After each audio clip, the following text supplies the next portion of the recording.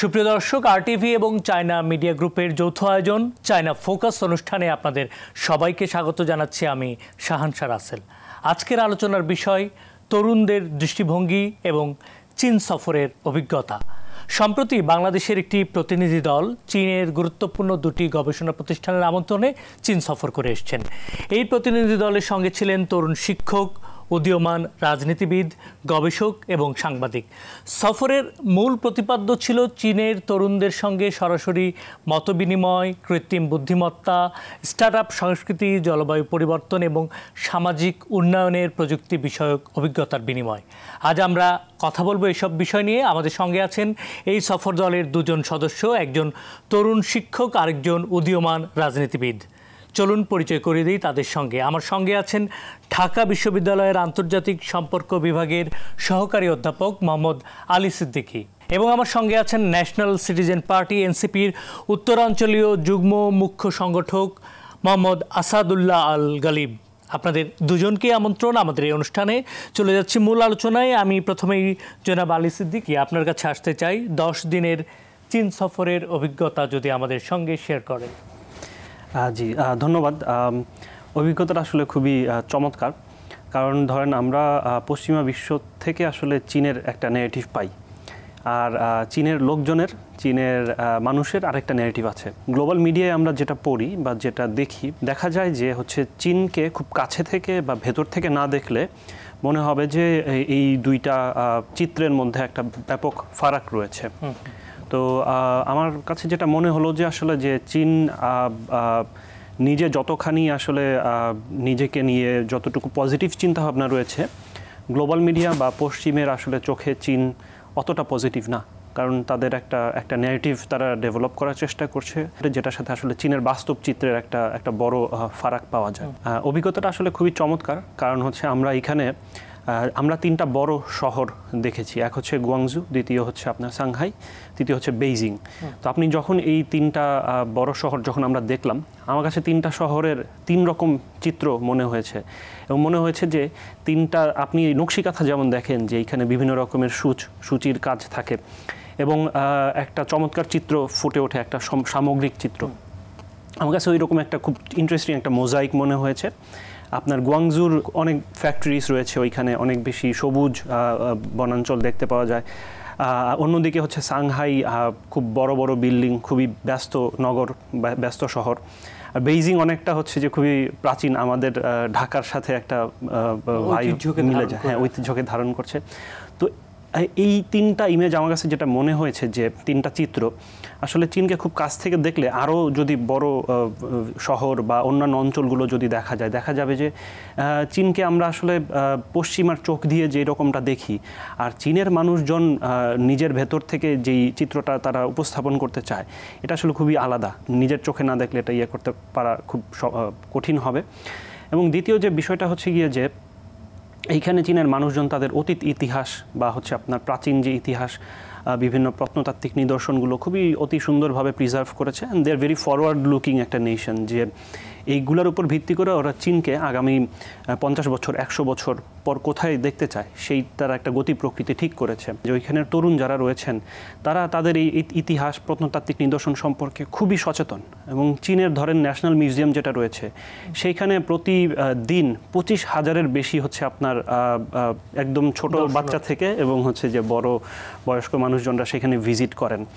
ওদের ফার্স্ট যে হচ্ছে আপনার চাইনিজ কমিউনিস্ট পার্টির যে ন্যাশনাল মেমোরিয়ালটা, সেখানে আপনার চাইনিজ কমিউনিস্ট ম্যানিফেস্টো, যেটা হচ্ছে যে আপনার অরিজিনাল কমিউনিস্ট ম্যানিফেস্টোটা যেটা হচ্ছে অনুবাদ করা হয়েছে, সেটা প্রথম এবং দ্বিতীয় সংস্করণ তারা সংরক্ষণ করেছে, যেটার প্রত্নতাত্ত্বিক বা ঐতিহাসিক নিদর্শন কিন্তু আসলে মানে অমূল্য। সাংহাইয়ের কথাটা যদি বলি, সাংহাই তো খুবই ঘনবসতিপূর্ণ জায়গা। তো ওরা হচ্ছে হরাইজন্টাল স্পেস যেহেতু কমে আসছে, ভার্টিক্যালি সিটিকে কীভাবে ডেভেলপ করা যায়, হ্যাঁ, উপরের স্পেসটা কীভাবে কাজে লাগানো যায়, সেটা তারা চেষ্টা করেছে। 2035 সাল নাগাদ সাংহাইকে একদম আধুনিকতম শহর হিসেবে যেন হচ্ছে তৈরি করা যায়, সেটার জন্য ওরা একটা মাস্টার প্ল্যানও নিয়েছে। এবং সেইখানে একদম নিচে যেমন হচ্ছে আপনার এক্সপ্যানশন রয়েছে, ঠিক ওপরও এক্সপ্যানশন রয়েছে। So they are very forward looking nation. এবং ওইখানে মানুষজন আসলে খুবই আন্তরিক এবং খুবই সহানুভূতিশীল। আমাদের একটা ভাষাগত যে ব্যারিয়ার সেটা সে ছিল, কিন্তু ওইখানে মানুষজন খুবই পোলাইটলি আপনার তাদের ট্রান্সলেটর দিয়ে আমাদেরকে হেল্প করেছে। আমরা যদি কোনো ডিরেকশন চেয়েছি বা কোনো কিছু কিনতে গিয়ে পারচেস করতে গিয়ে যদি আমরা কোনো সমস্যায় পড়েছি, সেইটা একদম আপনার ট্যাক্সি ড্রাইভার থেকে শুরু করে একদম মানে আপনার যেখানে হচ্ছে ল্যাঙ্গুয়েজ ব্যারিয়ারটা ফেস করেছি সবাই। জনাব আলী সিদ্দিকী, আমি আসবো আপনার কাছে আবার। এই মুহূর্তে আমি একটু আসাদুল্লাহ আল গালিব আপনার কাছে আসতে চাই। একজন তরুণ রাজনীতিবিদ হিসেবে আপনি চীন সফর করেছেন, যেটা আলী সিদ্দিকী বলল, এর সঙ্গে নতুন কিছু যুক্ত করতে চান কিনা, বা আপনি এই সফরে সবচেয়ে বেশি অনুপ্রাণিত হয়েছেন এমন কোন বিষয়টা আছে? চীন সফরে সব থেকে বেশি অনুপ্রাণিত হয়েছি আসলে চীনের মানুষের আন্তরিকতা দেখে, যে একটা জাতি আসলে কিভাবে এতটা অগ্রগতি করতে পারে, এটা আসলে দেখে সব থেকে বেশি আবির্ভূত হয়েছি। এটার প্রধান এবং প্রথম কারণ আমার কাছে মনে হয়েছে যে চীনের সংস্কৃতি। তারা যে মাও সেতুংয়ের নেতৃত্বে ৬৬ থেকে ৭৬ যে সাংস্কৃতিক বিপ্লব ঘটিয়েছিল, যার ফলে জাতির যে একটা মনন তৈরি হয়েছে, এই মননের ফলে তাদের যে দেশপ্রেম এবং হচ্ছে গিয়ে চীনা জাতি হিসাবে তাদের যে আত্মবিশ্বাস, তাদের যে বন্ধন, এটা আসলে তাদেরকে অনেক এগিয়ে নিয়েছে। এর বাইরে তাদের যে আসলে লক্ষ্য, তারা দীর্ঘমেয়াদী পরিকল্পনা নিয়ে যেভাবে আগাচ্ছে। আমরা চীন সফরে ৩টা রাজ্যে গিয়েছিলাম। একটা হচ্ছে গিয়ে গুয়াংডং, এরপর হচ্ছে গিয়ে সাংহাই এবং হচ্ছে গিয়ে বেইজিং। ৩টাতে আলী ভাই যেভাবে বলতেছিল আর কি, ৩টাতে ভিন্ন চিত্র আমরা দেখেছি। গুয়াংজোকে অনেকটা হচ্ছে গিয়ে বাণিজ্যিক শহরে পরিণত করা হয়েছে, সাংহাইকে হচ্ছে গিয়ে পৃথিবীর অন্যতম আধুনিক সিটি হিসেবে তৈরি করার কাজ চলছে, আবার বেইজিংয়ে হচ্ছে গিয়ে ঐতিহ্যের ধারক হিসেবে সংরক্ষণের চেষ্টা চলছে। এই যে একটা রাষ্ট্রকে বিভিন্ন ভাগে ভাগ করে পৃথিবীর কাছে তুলে ধরার যে প্রচেষ্টা, এটা আসলে অভূতপূর্ব ছিল। কিন্তু আমরা যদি বাংলাদেশের সাথে এখানে একটু তুলনা করি, আমাদের সবকিছু হচ্ছে ঢাকা কেন্দ্রিক। ঢাকার বাইরে আসলে আমাদের আর কিছুই নাই। ঢাকার বাইরে যেটা আছে শুধুমাত্র কৃষি কেন্দ্রিক ছোটোখাটো কিছু আমাদের প্রতিষ্ঠান আছেন বা হচ্ছে শিল্প আছে, খুবই ক্ষুদ্র। আর ঢাকার বাইরে আমরা আসলে কিছুই পাই না, বা ঢাকা কেন্দ্রিক কোনো বড় ধরনের পরিকল্পনাও আমরা আজ পর্যন্ত বাংলাদেশের কোনো রাজনৈতিক দল কিংবা হচ্ছে গিয়ে কারো থেকে ওইভাবে আমরা পাইনি। তো এই জায়গায় আসলে চীনকে আমার ভিশনারি মনে হয়েছে। তারা দেশের প্রত্যেকটা জায়গাকে, প্রত্যেকটা অঞ্চলকে তারা আসলে কাজে লাগানোর চেষ্টা করছে। আমাদের এখানে হচ্ছে গিয়ে স্পেশাল কিছু ইকোনমিক জোন করেছি, বাট তারা স্পেশাল ইকোনমিক জোনের পাশাপাশি তারা হচ্ছে গ্রেটার বে এরিয়াকেও কাজে লাগিয়েছে। যে শুধুমাত্র আমরা হচ্ছে গিয়ে ভূমিকে কাজে লাগাবো, সমুদ্রকে কাজে লাগাবো না, সেটা এরকম না। তারা কিন্তু হচ্ছে সমুদ্রকে কেন্দ্র করে আলাদা প্ল্যানিং, ভূমিকে কেন্দ্র করে আলাদা প্ল্যানিং। তো এই যে তাদের একটা সামগ্রিক বড় একটা ভিশন নিয়ে আগানো, এইটা আমাকে খুবই হচ্ছে গিয়ে মানে অনুপ্রাণিত করেছে। ধন্যবাদ গালিব। আমরা আরও আলোচনা করব, এই মুহূর্তে নিতে হচ্ছে ছোট্ট একটি বিরতি। সুপ্রিয় দর্শক, আপনারা দেখছেন RTV এবং চায়না মিডিয়া গ্রুপের যৌথ আয়োজন চায়না ফোকাস। এই পর্যায়ে নিচ্ছি ছোট্ট একটি বিরতি, সঙ্গেই থাকুন। দর্শক, আবারও আমন্ত্রণ চায়না ফোকাস অনুষ্ঠানে। আমরা আলোচনা করছিলাম তরুণদের দৃষ্টিভঙ্গি এবং চীন সফরের অভিজ্ঞতা নিয়ে।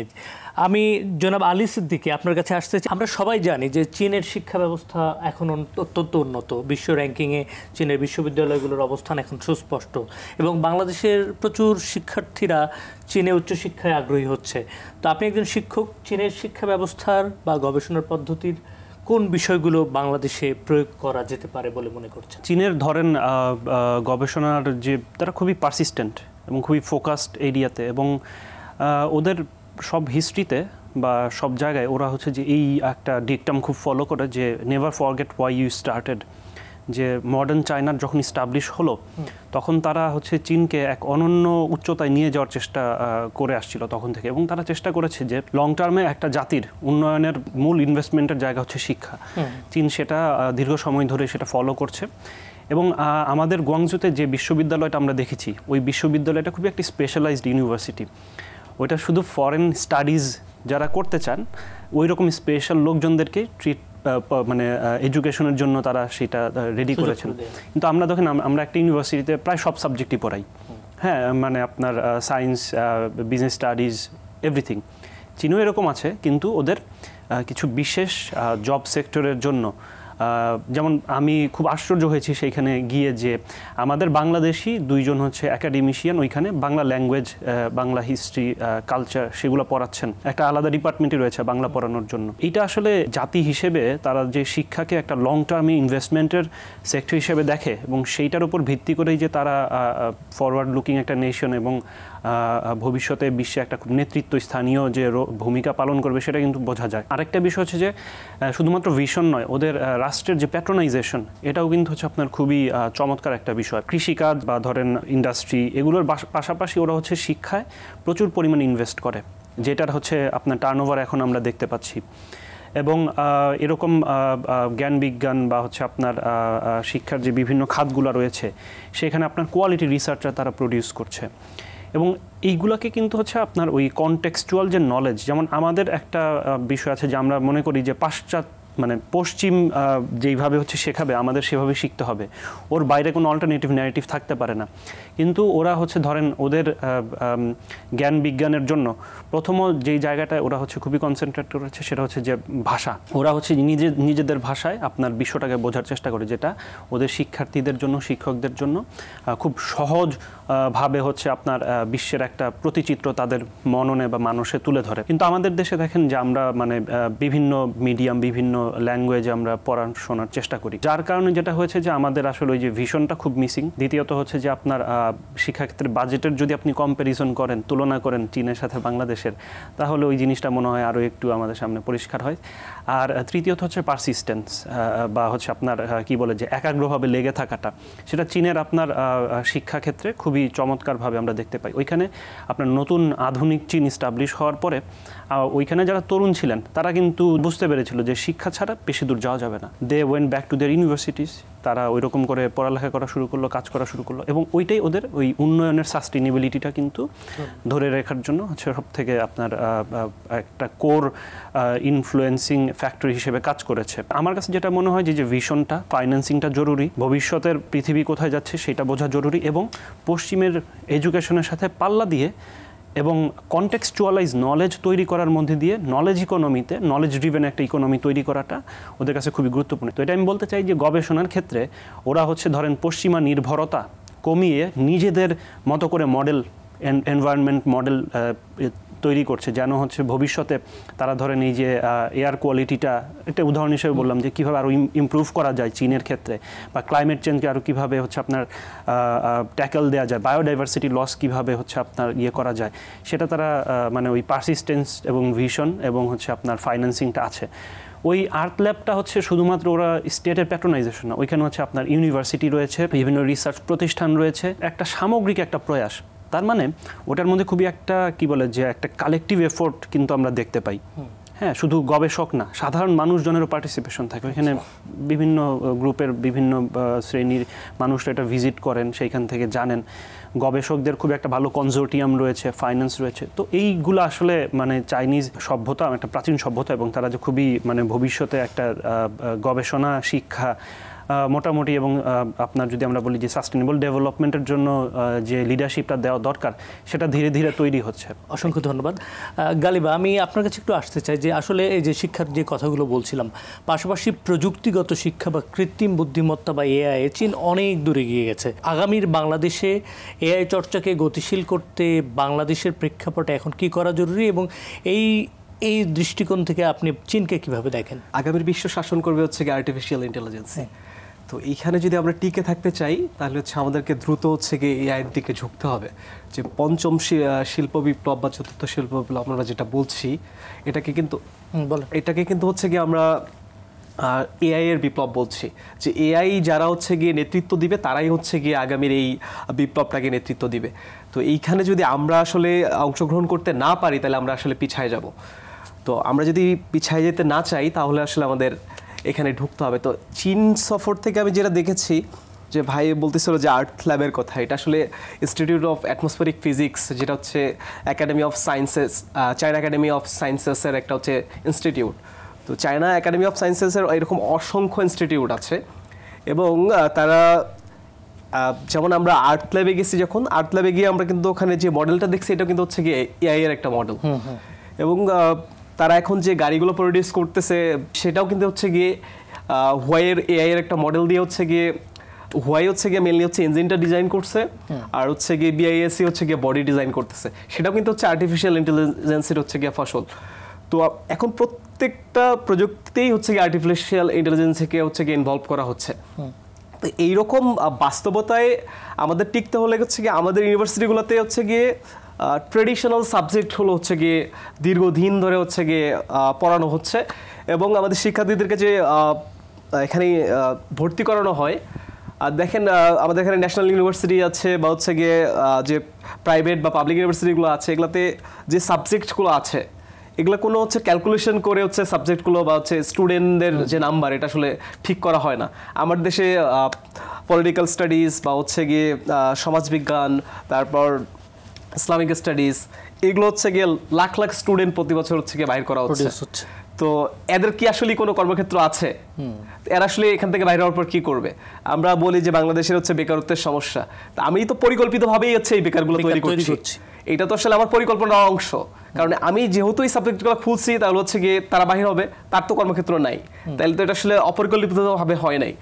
তো এগুলো আসলে আমাদের দ্রুত হচ্ছে সমাধান করা জরুরি, যেহেতু আগামীর পৃথিবী হচ্ছে গিয়ে প্রযুক্তির মাধ্যমেই পরিচালিত হবে। তো এখানে টিকে থাকতে গেলে হচ্ছে গিয়ে আমাদের আর্টিফিশিয়াল ইন্টেলিজেন্সের দিকে ঝুঁকতে হবে, এবং আমাদের ইউনিভার্সিটিগুলোতে যদিও সিএসই, ট্রিপলি এবং হচ্ছে গিয়ে রোবোটিক্সের মতো কিছু সাবজেক্ট আছে, বাট এর বাইরেও আরও নতুন অনেক বিষয় ইনক্লুড করার সুযোগ আছে বলে আমি মনে করি। তো ইউনিভার্সিটিগুলোর এই শিল্প বিপ্লব মোকাবেলার জন্য আরও কিছু নতুন সাবজেক্ট যুক্ত করা জরুরি। পাশাপাশি আমাদের ডিজিটাল যে লিটারেসি, যদিও আমরা বলছি এখন আমরা ডিজিটাল বাংলাদেশ, বা আমাদেরকে ধোকার একটা হচ্ছে স্মার্ট বাংলাদেশ ভিশন 2041 কথা বলা হয়েছিল, যার কোনো আসলে রূপরেখা আমরা পাইনি এখন পর্যন্ত। জাস্ট আমাদেরকে বলা হয়েছে যে আমরা একটা স্মার্ট বাংলাদেশ পাবো, কিন্তু স্মার্ট বাংলাদেশ আসলে কিভাবে পাবো? স্মার্ট বাংলাদেশের নাগরিকের আসলে সুবিধাগুলো কি থাকবে, সে নাগরিক কোন সেবাগুলো পাবে, এগুলো কিন্তু আমাদের সামনে হচ্ছে দৃশ্যমান করা হয়নি। তো এখন যারা এক্সিস্টিং সরকার আছে কিংবা হচ্ছে আগামীতে যারা সরকার গঠন করবে, তাদের এই বিষয়গুলো নিয়ে ভাবার প্রয়োজন আছে বলে আমি মনে করছি, এবং জাতির সামনে তারা আসলে আগামীর বাংলাদেশকে কেমন ভাবে গড়ে তুলতে চায় সেটা আসলে তুলে ধরা উচিত, এবং এর মধ্য দিয়ে আমরা আসলে যে বিপ্লব পরবর্তী নতুন বাংলাদেশের স্বপ্ন দেখছি আমরা সেটা বাস্তবায়ন করব। ধন্যবাদ গালিব। আমরা আরও আলোচনা করব, এই মুহূর্তে নিতে হচ্ছে ছোট্ট একটি বিরতি। সুপ্রিয় দর্শক, আপনারা দেখছেন আরটিভি এবং চায়না মিডিয়া গ্রুপের যৌথ আয়োজন চায়না ফোকাস। এই পর্যায়ে নিচ্ছি ছোট্ট একটি বিরতি, সঙ্গেই থাকুন। দর্শক, আবারও আমন্ত্রণ চায়না ফোকাস অনুষ্ঠানে। আমরা আলোচনা করছিলাম তরুণদের দৃষ্টিভঙ্গি এবং চীন সফরের অভিজ্ঞতা নিয়ে। আমি জনাব আলী সিদ্দিকী আপনার কাছে আসতে চাই। আমরা অনুষ্ঠানের একদমই শেষ পর্যায়ে, আপনি যেহেতু আন্তর্জাতিক সম্পর্ক নিয়ে শিক্ষকতা করেন, বাংলাদেশ এবং চীনের সম্পর্কের এখন যে বর্তমান অবস্থা, এই সম্পর্কের ভবিষ্যৎ কোথায়, এবং এই সম্পর্কটা আসলে যেহেতু চীন, আপনি যেটা বলছিলেন আলোচনা থেকে, যে উন্নয়নশীল দেশ হিসেবে কাজ করছে এবং খুব অল্প সময় চীনের যে সফলতার জায়গাটা সেটা অত্যন্ত ঈর্ষণীয়। তো বাংলাদেশকে আসলে চীনের সঙ্গে যদি কাজ করা যায় তাহলে এক ধরনের সফলতার একটা নতুন একটা গতিপথ তৈরি হবে। আপনি যদি এই বিষয়ে আরেকটু। জি, ধন্যবাদ। বাংলাদেশের সাথে চীনের যে সম্পর্কটা, সেটা আসলে রাষ্ট্রীয় পর্যায়ের যে ডিপ্লোম্যাটিক রিলেশনস সেটা তো রয়েছেই, কিন্তু এই সম্পর্কটা আরও গভীর। এই সম্পর্কটা হচ্ছে চীনের মানুষের সাথে বাংলাদেশের মানুষের সম্পর্ক, যেটাকে আমরা হচ্ছে সোসাইটাল রিলেশনস বা সামাজিক সম্পর্ক বলতে পারি, এবং এইটা খুবই ঐতিহ্যগত, খুবই ঐতিহাসিক সম্পর্ক। এবং আমরা যদি দেখি যে ভবিষ্যতে বাংলাদেশ এবং চীন যে চ্যালেঞ্জেসগুলো ফেস করবে সেগুলো মোটামুটি কমন, যেমন জলবায়ু পরিবর্তন, তারপর হচ্ছে আপনার এই যে চতুর্থ শিল্প বিপ্লব, তারপর হচ্ছে গিয়ে আপনার মানুষজনের জীবনযাত্রার মান উন্নয়ন করা। চীন এখনও বলে যে তাদের আসলে এটা অস্বীকার করে না তারা, যে কিছু কিছু অঞ্চল রয়েছে যেগুলো এখনও বেইজিং, সাংহাই বা গুয়াংজুর মতো অত বেশি উন্নত হয় নাই। তার মানে ডেভেলপমেন্ট ট্র্যাজেক্টরিতে এখনও হচ্ছে যে কিছু লোকজন রয়েছেন যাদের আসলে লাইফটা এলিভেটেড করা যায় নাই। আমাদের দেশেও কিন্তু অলমোস্ট সেম, আমাদেরও মানুষজনের একটা বড় অংশ হচ্ছে আমরা দরিদ্র জনগোষ্ঠী হিসেবে দেখি, এবং তাদের জীবনযাত্রার মান উন্নয়ন বা কোয়ালিটি অফ লাইফ যেটা উন্নয়ন করাটা আমাদের জরুরি। বাংলাদেশে আসলে বর্তমান চীনের সাথে যে সম্পর্কটা রয়েছে সেটা কৌশলগত সম্পর্ক হিসেবে আমরা দেখি, কারণ এইখানে আপনার শুধুমাত্র কূটনৈতিক সম্পর্কের মধ্যে নাই, বরং বাংলাদেশের উন্নয়ন সহযোগী হিসেবে চীন একটা দীর্ঘ সময় ধরে বাংলাদেশের বিভিন্ন বড় বড় যে প্রজেক্টগুলো রয়েছে সেখানে সে কাজ করছে এবং ভবিষ্যতে কাজ করবে বলে তার একটা আশা সে প্রকাশ করেছে। এবং এই প্রজেক্টগুলোতে কাজ করার পাশাপাশি চীন এবং বাংলাদেশের সাথে যে সম্পর্কটা রয়েছে সেটা আরও কীভাবে জোরদার মজবুত করা যায় সেই চেষ্টা চলছে এবং সেই চেষ্টা চলমান। আমরা 50 বছর আমাদের যে কূটনৈতিক সম্পর্ক সেটা আমরা উদযাপন করছি। কিন্তু গভীর থেকে দেখলে আসলে আমরা যদি দেখি যে আসলে এই দুটো রাষ্ট্র আসলে পারস্পরিক মর্যাদাপূর্ণ উইন উইন সিচুয়েশন এবং হচ্ছে যে দুই পক্ষই যেন লাভবান হয় এরকম একটা আপনার কোঅপারেশন ট্র্যাজেক্টরির মধ্যে দিয়ে যাচ্ছে। তো ভবিষ্যতে ওই জায়গাগুলো আরও অনেক ইমপ্রুভ করতে হবে। আমাদের আরও বেশি হচ্ছে পাবলিক ডিপ্লোমেসিতে কাজ করার সুযোগ রয়েছে। চীন সম্পর্কে আমাদের মানুষজন এখনও অনেক কম জানে। সেই জানাটা, সেই পড়াটা, সেই জ্ঞানটা আরও বেশি বাড়াতে হবে। ঠিক একইভাবে বাংলাদেশ সম্পর্কেও চীনের মানুষজন যে জানাশোনাটা সেটাও আরও বাড়াতে হবে। তাহলে আমরা বলতে পারবো যে আসলে সাংস্কৃতিকগত যে পার্থক্যটা রয়েছে বা পিপল টু পিপল যে রিলেশনসটা রয়েছে সেটা আরও বেশি ইমপ্রুভ করবে। জি, ধন্যবাদ আপনাকে। জনাব গালিব, আমি আপনার কাছে আসতে চাই যে চীন সফরের সময় ভাষাগত একটা জটিলতার মধ্যে আপনারা পড়েছেন, এই সমস্যাটাকে আপনারা কিভাবে ওভারকাম করেছেন? চীন সফরের সময় ভাষাগত সমস্যায় আমরা আসলে খুব একটা পড়িনি, কারণ চীনের মানুষ ওই শুরুতেই বলছিলাম যে অনেক বেশি আন্তরিক। যদিও আমরা ইংরেজিতে যতটা আগায় আছে, চীন সামগ্রিকভাবে ততটা আগায় নাই, বা হচ্ছে তাদের ইংরেজিতে একটু সমস্যা আছে। কিন্তু আমরা যখন তাদের সাথে কথা বলার চেষ্টা করেছি, তারা খুবই আন্তরিকতার সহিত হচ্ছে কি আমাদেরকে গ্রহণ করেছে। এবং তাদের যতই প্রবলেম হোক না কেন, আমরা যেই প্রবলেমে পড়েছি সেটা সমাধান দেওয়ার আগ পর্যন্ত তারা তাদের জায়গা থেকে সর্বোচ্চ চেষ্টা করেছে আমাদেরকে সাপোর্ট করার বা আমাদেরকে বোঝার।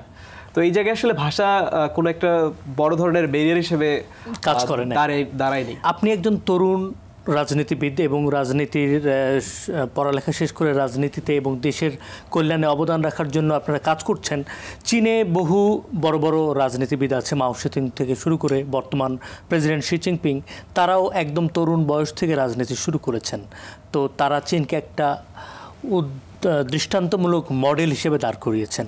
আপনি আপনার নেতৃত্বে এবং রাজনীতিতে এইগুলো থেকে কিভাবে শিক্ষা নিয়ে বাংলাদেশকে একটা সুন্দর বাংলাদেশ হিসেবে জাতির সামনে উপস্থাপন করবেন বলে ভাবছেন? চীনের যে উত্থান এবং বর্তমান অবস্থান, এই জায়গায় বাংলাদেশের বা আমাদের অনেক কিছু শেখার আছে এবং হচ্ছে এখান থেকে অনেক কিছু নেওয়ার আছে। পুরোপুরি আসলে কপি করার সুযোগ নাই। বাংলাদেশে যেটা হয়, যে কোনো কিছু আসলে আমরা নিয়ে আসি, কপি করে এখানে পেস্ট করার চেষ্টা করি। কিন্তু চীনের সংস্কৃতি এবং আমার সংস্কৃতি তো এক না, দুটো পুরোপুরি ডিফারেন্ট। তাদের থেকে আমাদের শেখার আছে, কিন্তু ওটাকে এখানে নিয়ে এসে আমাদের মতো করে হচ্ছে আসলে অ্যাডাপ্ট করে নিতে হবে। তো এই জায়গায় অনেক কিছু শেখার আছে। আপনি যেটা শুরুতেই বলছিলেন যে মাও সেতুং বা বর্তমান শি জিনপিং বা হচ্ছে গিয়া জেমিনি, তারা সবাই হচ্ছে গিয়ে খুবই তরুণ বয়সে আসলে রাজনীতিতে আসে এবং তার আজকের এই জায়গায় চীনকে নিয়ে আসছে। তো আমি যদি চীনের একদম উত্থান থেকে শুরু করি, শুরুতে হচ্ছে চীন যে রাজতন্ত্র ছিল সেটার পতন, সেখানে হচ্ছে কেএমটির উত্থান, জাতীয়তাবাদী চীনের যে গ্রুপ 1912 সালে, তাদের উত্থানের পরবর্তী সময়ে চীনা কমিউনিস্ট পার্টির সাথে তাদের গৃহযুদ্ধ, দ্বিতীয় বিশ্বযুদ্ধে আবার এই জাতীয়তাবাদী এবং হচ্ছে সিপিসি দুইটা মিলে হচ্ছে একযোগে দেশের স্বার্থে তারা গৃহযুদ্ধ চলাকালীন কিন্তু তারা হচ্ছে একসাথে হয়ে গেছিল। শুধুমাত্র চীন দেশের তাদের দেশপ্রেমের জায়গা থেকে তারা জাপানের সাথে হচ্ছে দ্বিতীয় বিশ্বযুদ্ধে হচ্ছে যুদ্ধ করে। পরবর্তীতে তারা আবার হচ্ছে গিয়ে গৃহযুদ্ধে লিপ্ত হয়। দেন হচ্ছে গিয়ে চীনা কমিউনিস্ট পার্টি হচ্ছে 1949 সালের দিকে হচ্ছে গিয়ে তারা বিজয় অর্জন করে। এরপরে হচ্ছে মাও সেতুংয়ের নেতৃত্বে হচ্ছে গিয়ে চীনের রূপান্তর শুরু হয়। তো আমরা 1949 সালে যে চীনের কমিউনিস্ট পার্টির বিজয়, সেটার সাথে বর্তমান বাংলাদেশকে এখন রিলেট করতে পারি আমরা হচ্ছে 24-এ যে আমাদের বিজয় এটাকে। তো এটার সাথে যদি আমরা একটু রিলেট করি তাহলে বিষয়টা এরকম দাঁড়ায় যে 49-এ যখন মাও সেতুং তার কমিউনিস্ট পার্টি বিজয় অর্জন করে, তখন কিন্তু হচ্ছে গিয়ে তারা শুরুতে শিল্প বিপ্লবের দিকে ধাবিত হওয়ার চেষ্টা করে এবং সেখানে কিন্তু আমরা হচ্ছে একটা ব্যর্থতা দেখি যে চীনা কমিউনিস্ট পার্টির 1958 থেকে 62 সালে কিন্তু চীনে হচ্ছে দুর্ভিক্ষ দেখা দেয় এবং হচ্ছে গিয়ে প্রায় 2 লাখের অধিক মানুষ সেখানে হচ্ছে গিয়ে মৃত্যুবরণ করে। বিপ্লবের পরে আসলে অনেক চ্যালেঞ্জ থাকে, আমরা অনেক স্বপ্ন নিয়ে অনেক কিছু করার চেষ্টা করি বা খুব দ্রুত আগানোর চেষ্টা করি, যেটা হচ্ছে গিয়া চীনা কমিউনিস্ট পার্টি ওই সময় করে এবং সেখানে তারা ব্যর্থ হয়ে যায়। তো পরবর্তী সময়ে তারা কিন্তু আবার কাম ব্যাক করে, সেটা হচ্ছে মাও সেতুংয়ের নেতৃত্বেই হচ্ছে গিয়ে 1963 থেকে 76 সাল পর্যন্ত তারা যেটা করে সেটা হচ্ছে একটা সাংস্কৃতিক বিপ্লবের মধ্য দিয়ে যায়, এবং সাংস্কৃতিক বিপ্লবের মধ্য দিয়ে তারা আসলে একটা হচ্ছে গিয়ে জাতির মনন তৈরি করে, একটা সংস্কৃতি তৈরি করে, যার মধ্য দিয়ে তাদের ওখানকার পলিটিক্যাল স্ট্যাবিলিটি চলে আসে। 49-এ তারা বিজয় অর্জন করলেও কিন্তু সেখানে পলিটিক্যাল স্ট্যাবিলিটি পুরোপুরি আসেনি। তো যখন তারা একটা সাংস্কৃতিক বিপ্লবের মধ্য দিয়ে যায় তখন কিন্তু সেখানকার পলিটিক্যাল স্ট্যাবিলিটি চলে আসে। বাংলাদেশের কিন্তু মেইন সমস্যাটা হয়ে গেছে পলিটিক্যাল স্ট্যাবিলিটি। আমাদের এখানে পলিটিক্যাল স্ট্যাবিলিটি কখনোই আসতেছে না।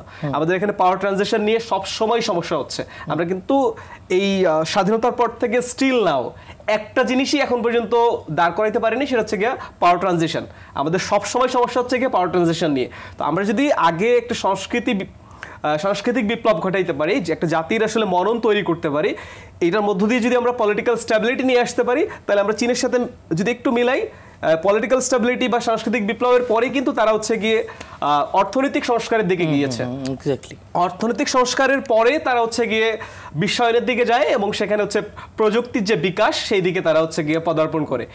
এর পরে প্রযুক্তির বিকাশের পরে কিন্তু হচ্ছে গিয়ে তারা সাস্টেনেবল ডেভেলপমেন্টের দিকে যায়। তারপরে হচ্ছে গিয়ে সর্বশেষ 2013 পর থেকে তারা মূলত হচ্ছে বিশ্বায়নের দিকে যাচ্ছে, বিশ্ব নেতৃত্বের দিকে যাচ্ছে, এবং হচ্ছে গিয়ে তারা চীনা ড্রিম গোটা পৃথিবীকে দেখাচ্ছে।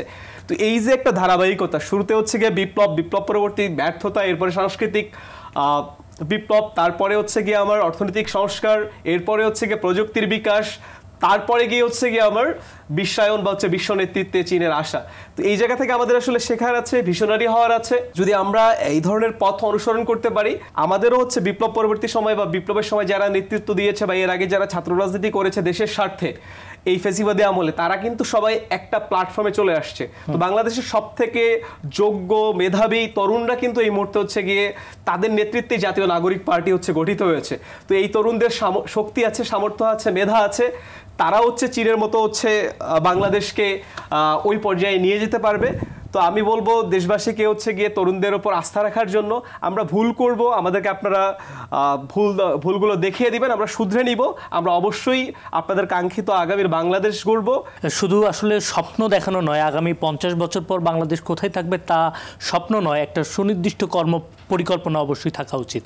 ধন্যবাদ গালিব আপনাকে, ধন্যবাদ আলী সিদ্দিকী, আপনারা ছিলেন আমাদের সঙ্গে। সুপ্রিয় দর্শক, আজকের আলোচনায় যেমনটি কথা হচ্ছিল পশ্চিমা গণমাধ্যমের প্রোপাগান্ডা এবং চীনের উন্নয়ন, চীনকে দেখে আসা তরুণদের চোখে তাদের চিন্তাভাবনা, এগুলো নিয়ে আবারও কথা হবে পরবর্তী অনুষ্ঠানে। সে পর্যন্ত সবাই ভালো থাকুন, সবাইকেই শুভকামনা, ধন্যবাদ।